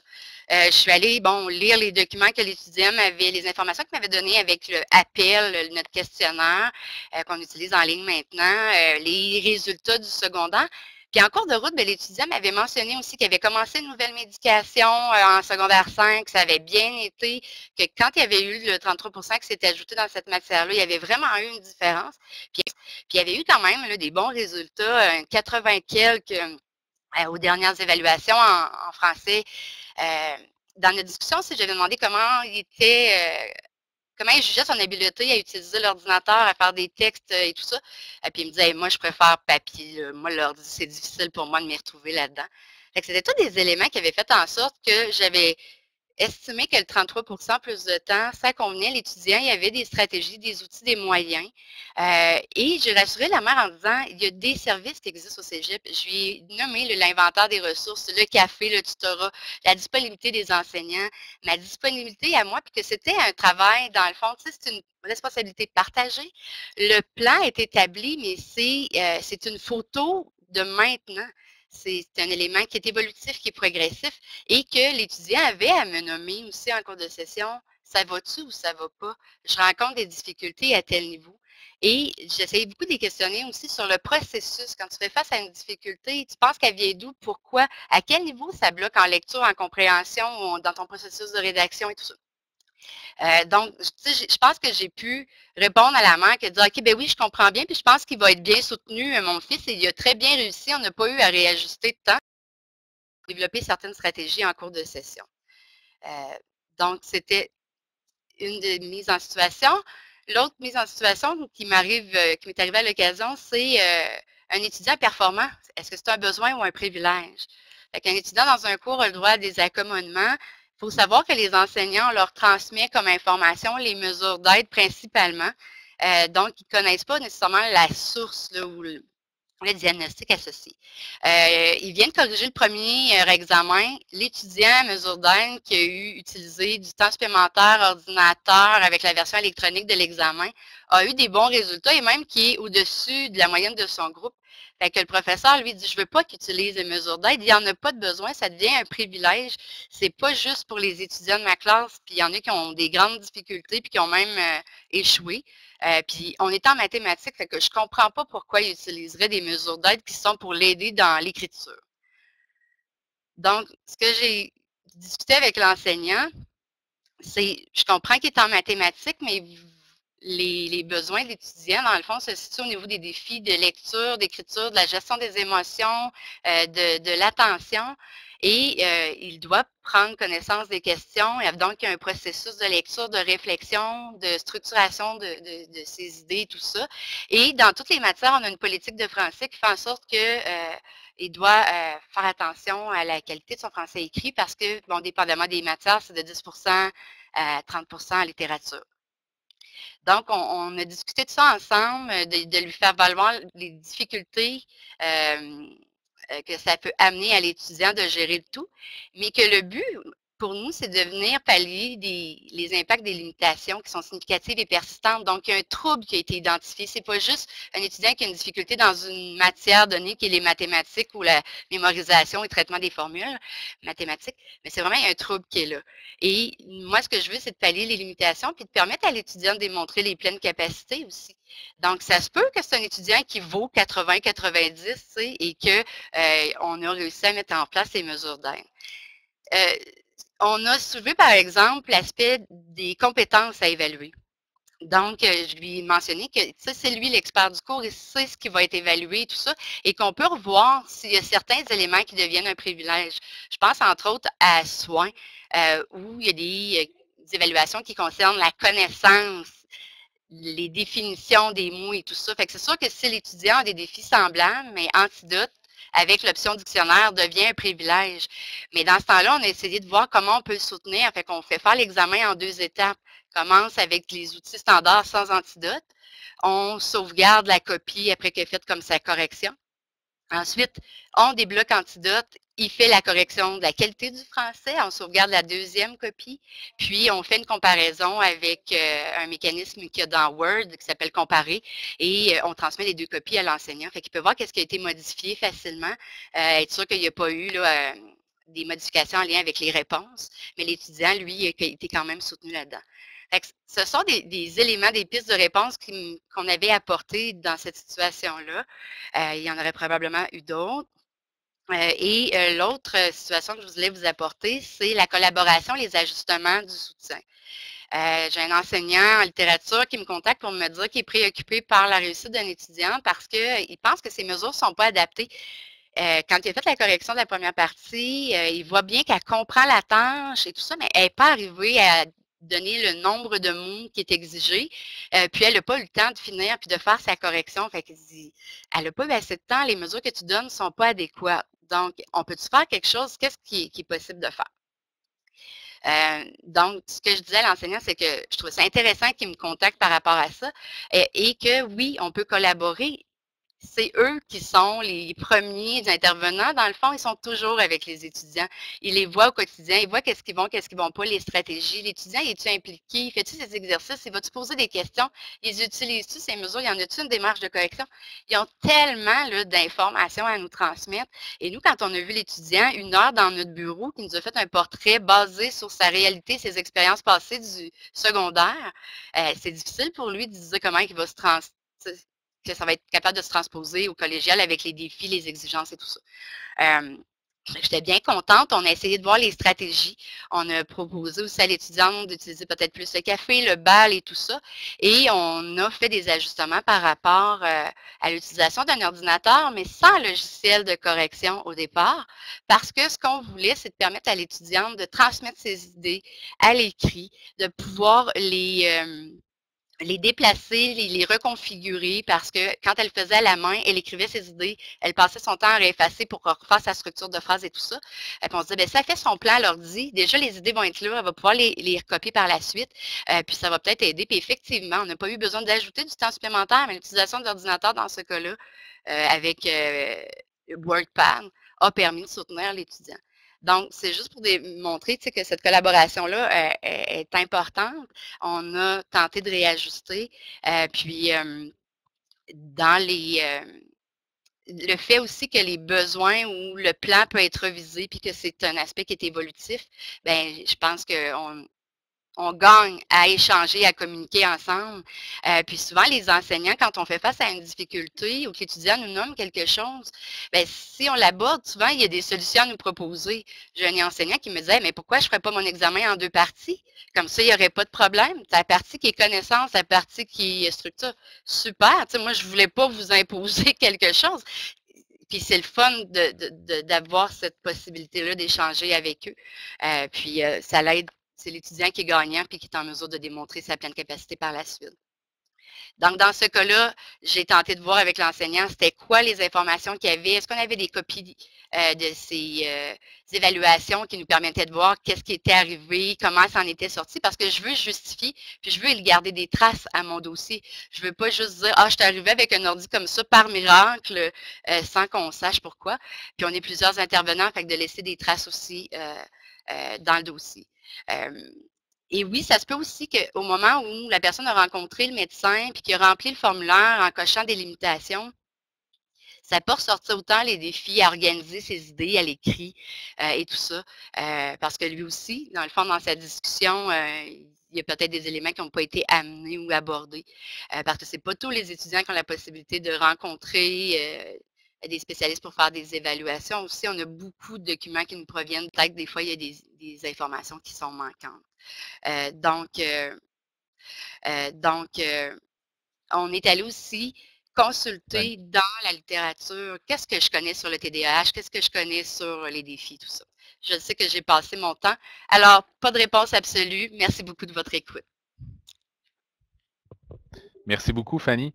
Avant de passer, j'ai vu qu'il y avait plusieurs questions dans le clavardage. Juste pour vous mentionner là, que si jamais on n'a pas le temps de répondre à l'ensemble des questions, il y a toujours possibilité là, pour les panélistes de répondre par la suite par écrit, puis on vous envoie les réponses là, des différents panélistes aux questions que vous nous avez posées. Mais je voulais quand même mentionner là, une question de Jean Royer par rapport à l'autoportrait en ligne, là, le fameux questionnaire rencontre au service adapté, là, appel appel sont les lettres. Dans le fond, vous l'avez mentionné, le Fanny, que vous utilisiez ce questionnaire-là. Est-ce que vous vous en servez comme complément à la première rencontre d'évaluation de manière systématique? Je ne sais pas si vous pouviez nous parler un petit peu de ça. Ben, oui, en fait, c'est nouveau pour nous parce que c'est arrivé comme outil en juin l'an passé, si je ne me trompe pas. Donc, on demande aux étudiants de le compléter avant la rencontre. On a plus d'informations comme ça et on gagne en temps de planification. Je ne vous cacherai pas que ce n'est pas tous les étudiants qui le complètent précédemment. Donc, ça peut rallonger un petit peu la première rencontre. Mais ce qu'on fait à ce moment-là, c'est que lorsqu'on le rencontre, on tente d'aller avec lui, ouvrir le compte, lui montrer comment compléter les questions. Puis on trouve ça quand même là, vraiment un bon outil, là, nous, là, depuis notre la dernière année, là, ça a été un beau complément. Merci beaucoup. On va passer immédiatement à Chloé parce qu'on commence déjà à manquer de temps. On voudrait avoir peut-être un petit peu de temps à la fin pour discuter pour le reste des questions. Donc, Chloé, la parole est à toi. Bonjour tout le monde. Dans un premier temps, je vais être thématique avec la journée de la Saint-Valentin. Donc, Fanny, Sylvain, je tiens à vous lancer des fleurs parce que vous avez très bien mis la table pour la rencontre d'aujourd'hui. Donc, c'est ce qui va me permettre justement d'écourter peut-être mon temps pour qu'on puisse répondre aux questions des personnes qui sont présentes à ce webinaire. Fanny, je suis contente également de voir qu'on a une façon de fonctionner qui est très similaire malgré la distance entre nos deux cégeps. Donc, on fonctionne vraiment de façon, en fait, commune par rapport à l'évaluation des besoins des étudiants. C'est pas mal le copier-coller, la façon dont on procède justement à l'évaluation des besoins au Cégep Garneau de notre côté. Donc, en fait, dans la présentation que je voulais vous faire aujourd'hui, je vais justement sauter sur certains éléments puisque ça a été mentionné par mes collègues précédemment, mais vous pourrez vous y référer là, comme la présentation va être rendue disponible là, par la suite. Donc, vous allez retrouver là, justement des informations sur qui peut faire une demande de soutien aux services adaptés, quel est le mandat des services adaptés au niveau collégial. Donc, à la suite de ça, vous avez de l'information sur comment sont attribués les accommodements également. Et le recours à un accommodement est-il équitable? Une question qui revient très souvent, en fait, chez nous. En fait, une question qui est justifiable, puis qu'on est en mesure de pouvoir répondre aux personnes qui nous en font la demande. Donc, un peu sous la forme dont Fanny vous a présenté justement ces situations, je veux en fait qu'on voit différentes mises en situation que j'ai eu justement à vivre au courant des dernières années. Donc, pour vous les introduire, je souhaitais créer un peu un questionnement de votre côté en vous exposant finalement une réflexion partagée qu'on a reçue de certains enseignants au fil des années justement qui se posaient ces questions-là. Donc, je vais tenter de répondre à cette question-ci en vous exposant des situations réelles. Donc, je me permets de vous lire la première mise en situation. Un de vos collègues vous mentionne croire que le recours au temps supplémentaire pour certains étudiants aura un impact sur la compétence évaluée lors de la situation d'évaluation qu'ils réaliseront la semaine prochaine. Vous lui proposez de contacter un conseiller en service adapté afin de le valider. Votre collègue vous répond qu'il ne croit pas que ce soit nécessaire puisque tous les accommodements doivent être appliqués tels quels dans tous les contextes d'évaluation, comme chaque situation de handicap est associée à une banque de mesures adaptatives prédéterminée. Donc, je vous dirais que ce n'est pas la majorité, mais il y a encore quelques enseignants de notre côté qui, en fait, croient que, justement, si un étudiant a un TDAH, par exemple, il aura l'accès au temps supplémentaire à 33% du temps et à un local. Puis, bon, c'est 1 + 1 = 2, donc le diagnostic égale tel type d'accommodement. Donc, comme l'ont bien exposé mes collègues précédemment, c'est l'évaluation des besoins, en fait, qui détermine si on peut mettre des accommodements en place. Puis, je vais vous exposer des situations là, qui permettent de répondre à cette situation-ci. Donc, la première qui, je crois, va répondre à une des questions qui a été inscrite dans le chat.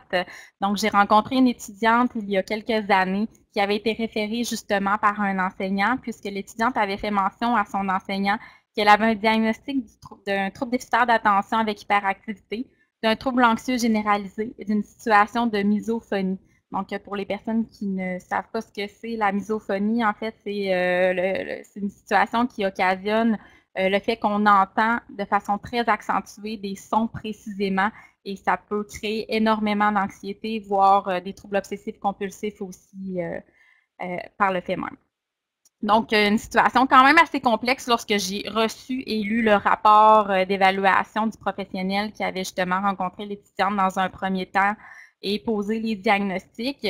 Donc, ma rencontre préparatoire, mon temps de préparation pour cette rencontre d'évaluation-là avait quand même été beaucoup au niveau de la recherche pour être sûre de voir qu'est-ce que je pouvais mettre en place pour aider l'étudiante en prévention des questions ouvertes que j'allais lui poser lors de notre rencontre. Pour au final en venir à une situation où la rencontre fut relativement brève puisque l'étudiante se connaissait énormément, avait travaillé plein de stratégies avec divers intervenants à l'extérieur du collège et qu'elle était en mesure de répondre elle-même à tous les besoins qui pouvaient être associés à ces diverses situations de handicap. Donc, elle était totalement en contrôle de ce qu'elle était, de ce qu'elle est au niveau de ses défis et de ses forces, ce qui faisait qu'elle était vraiment en mesure de répondre à toutes ces situations-là par elle-même dans son quotidien. Donc, au final, oui, il y avait des besoins, mais l'étudiante y répondait par elle-même par des moyens personnels. Donc, la mise en place d'accommodement ici n'était pas justifiable puisque chaque besoin identifié n'était pas marqué, persistant, ayant effet, dans le fond, sur ses apprentissages. Donc, après explication de la situation à l'étudiante, elle était 100% d'accord avec mon constat. Puis, ce qu'on pouvait lui offrir, c'était un soutien éducatif ou le fait d'avoir un soutien avec un éducateur spécialisé aux besoins, mais elle avait une ressource externe au cégep qui répondait justement à cette situation-là, une ressource connue, une ressource sécurisante. Donc, à ce moment-là, il n'y a absolument aucun accommodement qui ont été mis en place. Si on s'en était tenu aux 3 diagnostics officiels qui étaient au rapport de l'étudiante et qu'on avait fait la formule 1 + 1 = 2 au niveau des accommodements, c'est une étudiante qui probablement aurait eu une liste très longue de mesures adaptatives qu'elle aurait pu utiliser. Et si on avait agi ainsi, là, on aurait pu être justement dans l'équité, on aurait été réellement dans le privilège. Donc, c'est pourquoi l'importance de l'évaluation est en fait prédominante et la justification des besoins et des accommodements également. Situation. Justement, je rencontre un étudiant qui, en fait, m'apporte un rapport d'évaluation pour un trouble déficitaire d'attention, encore une fois, puisqu'on ne se le cachera pas, c'est la majorité des étudiants qu'on rencontre. Lors de la rencontre, par les diverses questions que je lui pose, je me rends compte que c'est un étudiant qui a une situation récente de commotion cérébrale, qu'à la suite de la commotion cérébrale, il y a plusieurs comportements anxieux qui se sont développés, puis qu'au niveau de ses apprentissages, il y a énormément d'impact. Donc, tout ce qui touche la lecture et l'écriture est vraiment, vraiment touché depuis la situation de commotion. Donc, c'est sûr que tout ce qui touche les commotions, dans un délai de 6 mois, c'est ce qu'on évalue comme étant une situation temporaire. L'étudiant avait une situation permanente au niveau du trouble déficitaire d'attention. Donc, c'est une situation d'évaluation qui, à partir de ce moment-là, je me suis dit qu'elle devait être en continu. Un peu comme la situation que Fanny vous a énoncée précédemment. Donc, je ne pouvais pas faire en une seule rencontre l'évaluation du portrait actuel de l'étudiant, oui, mais ça n'allait pas être finalement représentatif 3 mois plus tard possiblement. Donc, c'est un étudiant qu'on a dû revoir fréquemment pour être sûr de pouvoir ajuster son plan d'intervention aux besoins qui devenaient persistants avec le temps ou qui, au contraire, se résorbaient à la suite de la guérison, excusez-moi entre guillemets, là, mais des besoins associés à la commotion cérébrale. Donc, encore une fois, c'était impossible ici de faire une association directe entre le diagnostic et l'accommodement. Donc, cette situation-là de banque où il y a finalement des mesures adaptatives prédéterminées en lien avec le diagnostic, et c'est faux finalement. Il faut réellement faire l'évaluation pour pouvoir bien le justifier. Et il faut se rappeler également que même si des mesures adaptatives, des accommodements sont mises en place, c'est la compétence qui est au devis de cours qui prédomine. Donc, si l'accommodement vient en fait entre en contradiction avec ce qui doit être évalué au devis de cours, à ce moment-là, on doit trouver une autre solution en collaboration avec les enseignants ou un conseiller pédagogique également pour essayer justement qu'il n'y ait pas de privilège au niveau de l'évaluation et que le tout se fasse en situation d'équité. Donc, voilà pour ma première mise en situation. Est-ce que j'ai encore du temps, Alexandre? Fais-moi signe de temps, ça va aller. Oui, on peut peut-être prendre du temps pour une deuxième mise en situation, là, sans problème. D'accord. Donc, deuxième mise en situation, un professeur se questionne. Dans son cours, un étudiant est à mobilité réduite. Il ne peut effectuer seul certains mouvements avec ses mains. Cet étudiant aura à réaliser des manipulations en laboratoire qui seront évaluées au courant de la session. Il ne sait pas comment il pourra évaluer cet étudiant, et ce, sans discrimination ni privilège. Donc, dans un collège où j'ai eu à travailler avant d'être à Garneau, c'est une situation qui arrivait fréquemment puisqu'on avait quand même plusieurs étudiants en situation là, de besoin au niveau de la mobilité.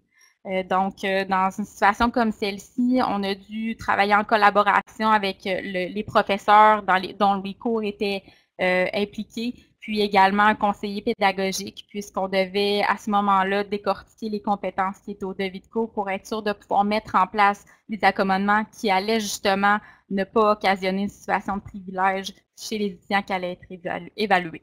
Donc ici, 2 situations en sont ressorties. Il y avait un élément de la compétence qui permettait à ce qu'on mette en place une main de laboratoire.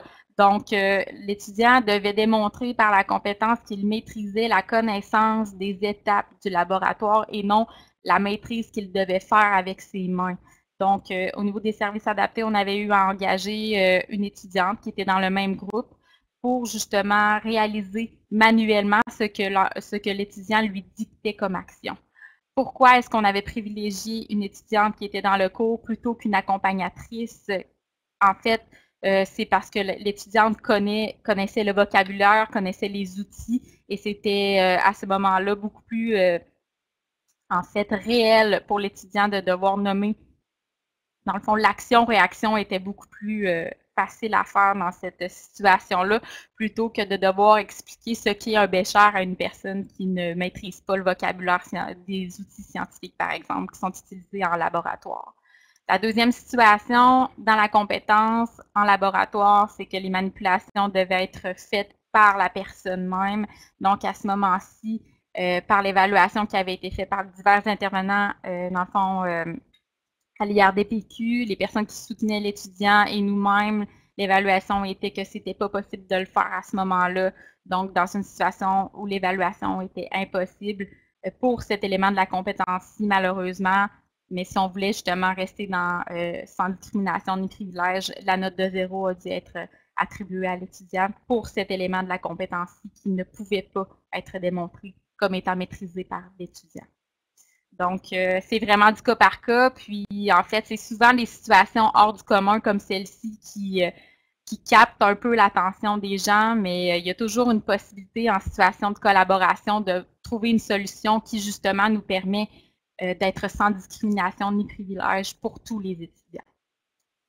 Est-ce que je peux rapidement passer à la troisième mise en situation? Très rapidement. Très rapidement.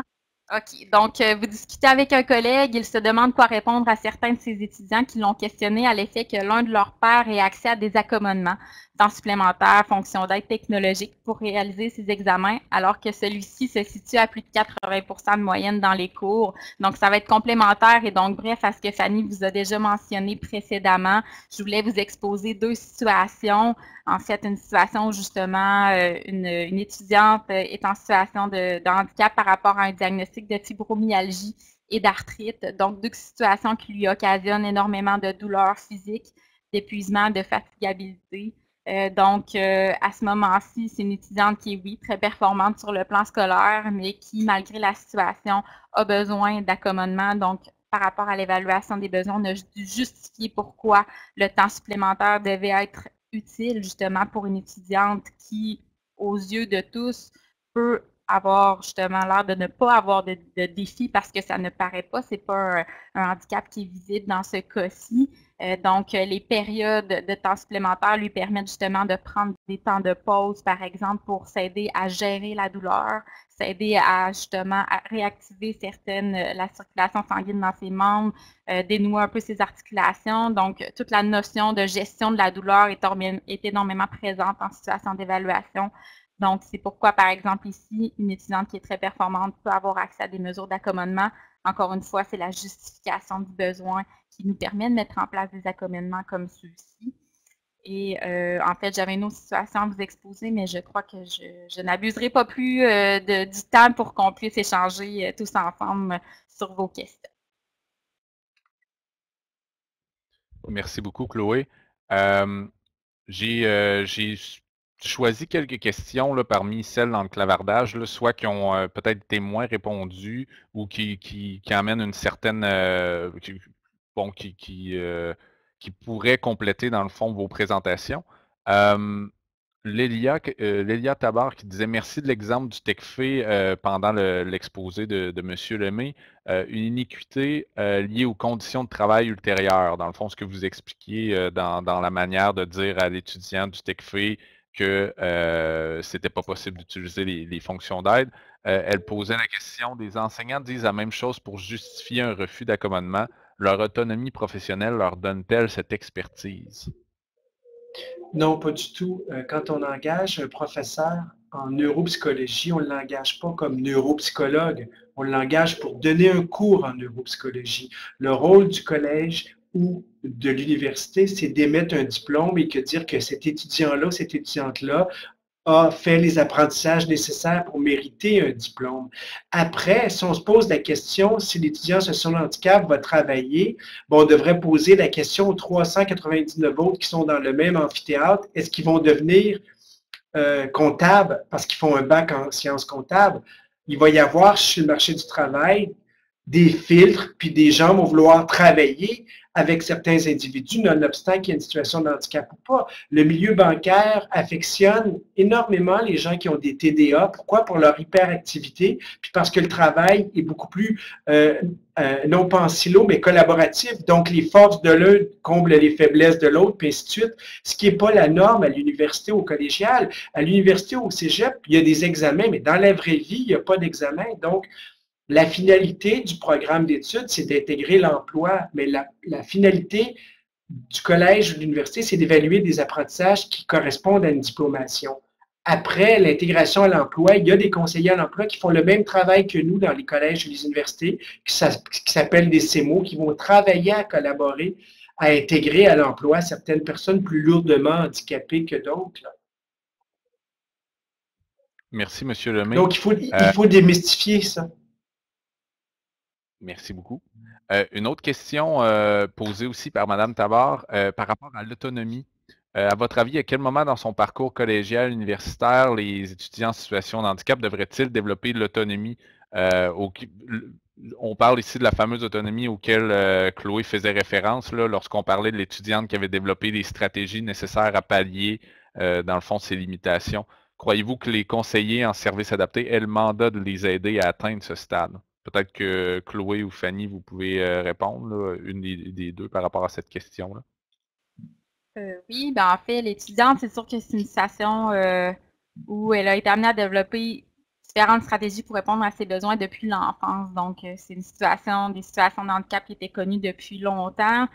Donc, elle a eu la chance d'être bien accompagnée. Donc, c'est un cheminement là, qui était fait de longue date à ce niveau-là. C'est sûr que de notre côté, dans le fond, nous, chaque étudiant qui est admis dans nos services ont un soutien qui leur est offert avec un éducateur spécialisé. C'est sûr que le soutien reste volontaire, mais on essaie là, justement de les amener à développer des stratégies, soit d'apprentissage de gestion du stress, d'organisation de planification pour qu'ils se sentent le plus autonomes possible tout au long de leurs études. On les revoit tous à chaque session pour voir justement où en est cette évolution-ci. On collabore aussi avec les autres services. Puis, pour ce qui est aussi des milieux de stage, on a une collaboration aussi qui est quand même assez étroite avec les différents programmes pour qu'au fur et à mesure que l'étudiant progresse dans son cheminement, qu'il constate également, en fait, qu'il va devoir travailler comme habileté, comme compétence transversale en stage, puis, en fait, de voir de quelle façon transitoire on peut emmener justement à ce qu'il réponde lui-même à ses besoins pour qu'en milieu de stage, ça se passe le mieux possible pour lui. Donc, le tout est bien sûr volontaire de la part de l'étudiant, mais on lui démontre et on lui explique bien les bienfaits que ça peut avoir de travailler justement sur ces différentes habiletés-là pour que, dans le fond, à la finalité de son programme d'études, il se sente le plus outillé possible dans sa situation. Merci beaucoup, Chloé. Je voulais remercier aussi Denis Côté de la TELUC qui prenait du temps là, pour répondre à certaines des questions. C'est des excellents compléments d'information, effectivement. Peut-être une dernière question qui s'adressait davantage à Fanny pendant son exposé par rapport à la comparaison des copies, là, les deux versions de rédaction.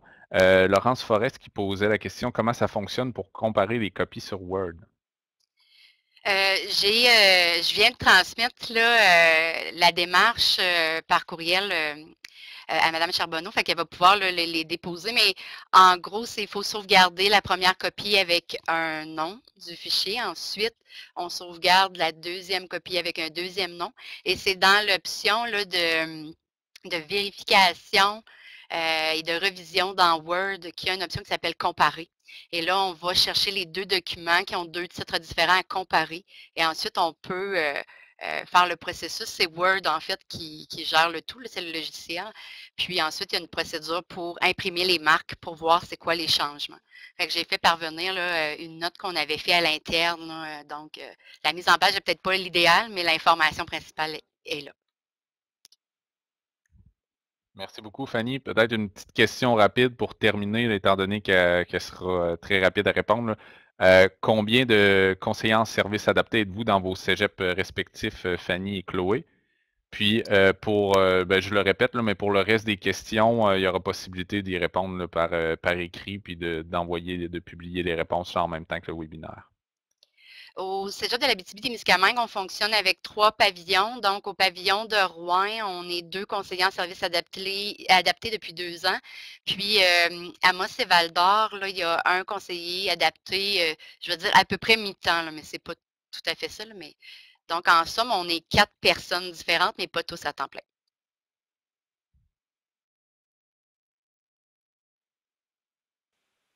Donc, de notre côté, en fait, on est au Cégep Garnon, on est 2 conseillères en services adaptés qui réalisons les évaluations des besoins.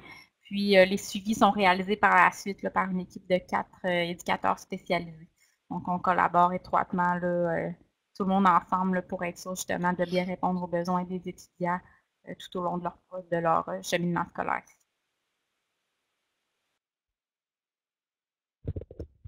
Merci beaucoup pour votre participation. C'était effectivement très riche d'entendre l'ensemble de vos situations, de voir vos réflexions en arrière de tout ça. J'espère aussi que les participants ont pu apprécier à leur juste valeur. Puis je vais passer la parole à Lucie pour le mot de la fin. Merci beaucoup aux panélistes. Effectivement, vos présentations étaient très riches et elles ont suscité plusieurs questions des participants. Merci à Alexandre aussi pour l'animation. Donc, il y a eu plusieurs questions sur plusieurs personnes qui voulaient avoir des ressources, avoir les présentations. Le document Word de Mme Gravel sera également déposé sur notre site web. Je vous envoie toutes les informations par courriel d'ici la fin de la journée sans faute.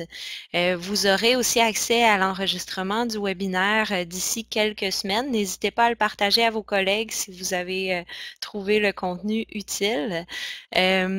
Donc, voilà, j'espère que l'ensemble a été utile pour vous. On est toujours intéressé de savoir ce que vous avez pensé du webinaire, de la thématique, qu'est-ce que vous aimeriez avoir comme autre webinaire. Donc, dans le courriel, vous allez trouver aussi un petit sondage de satisfaction. Je vous invite à prendre 5 minutes pour y répondre. Ça nous est très utile dans notre travail pour s'assurer de répondre à vos questions, puis de trouver des panélistes aussi qui sont pertinents. Si vous avez aussi dans votre établissement d'autres partages de pratiques, comme les présentateurs d'aujourd'hui, des pratiques que vous aimeriez partager, n'hésitez pas à nous le faire savoir. On recherche toujours des personnes pertinentes pour présenter sur toutes sortes de sujets liés à l'accessibilité, la persévérance puis la réussite. Nos prochains webinaires, celui spécifique sur les étudiants en situation de handicap, se portera spécifiquement sur le soutien des enseignants. Donc, on va avoir des gens des services adaptés, mais également des gens qui sont plus au niveau du soutien pédagogique. Donc, on va s'intéresser à cette question-là. On l'a fait un peu aujourd'hui. On va pousser encore cette question un petit peu plus loin avec d'autres participants. Il y a également un webinaire plus sur la santé mentale qui s'en vient le 1er mars. C'est Agir pour diminuer l'anxiété de performance des étudiants. Donc, ça concerne cette fois-ci tous les étudiants. On va s'intéresser un peu plus spécifiquement dans ce cadre-là aux étudiants de maîtrise et de doctorat qui vivent une anxiété de performance importante à leur niveau d'études. Donc, le prochain dossier également qui s'en vient au printemps au CAPRES, ce sont les défis des étudiants internationaux. Donc, à surveiller au printemps. On sera également présent à l'AQPC et à l'ACFAS pour présenter des éléments de ce dossier-là. Puis voilà, merci encore à tous de votre participation. J'espère que l'ensemble de l'activité vous a été utile, puis au plaisir de vous revoir lors d'une autre activité. Merci beaucoup à tous. Merci.